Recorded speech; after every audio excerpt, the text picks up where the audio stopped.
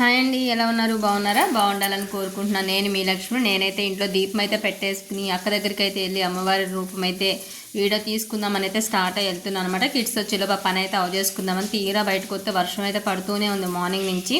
సరే కొంతసేపు ఆగైతే వెళ్దామని చెప్పి ఇంకొక 15 మినిట్స్ తర్వాత అలానే తడుచుకుంటూ అయితే వెళ్ళాను అనమాట. ఇంక పిల్లలు వచ్చేస్తారు కాబట్టి అమ్మవారు అయితే ఈరోజు 4వ రోజు కాత్యాయని అమ్మవారి రూపంతో అయితే చాలా మంచిగా అయితే అలంకరించారు. అయితే నేను కన్ఫ్యూజ్ అయిందంటే మార్నింగ్ స్టేటస్లో అట్లా రకరకాలుగా ఒకరోజు కొంతమంది మహాలక్ష్మి అవతారమని, కొంతమంది త్రిపురా సుందరి అవతారమని ఏదేదో చెప్పారు. ఏంటక్క అని అయితే అక్కని అడిగాను అనమాట.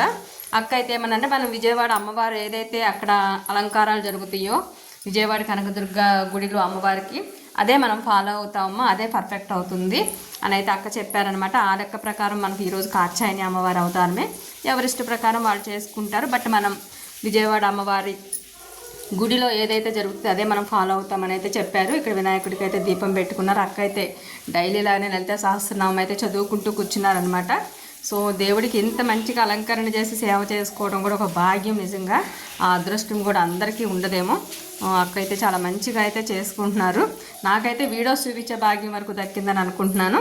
Please watch it. Thank you. Subscribe.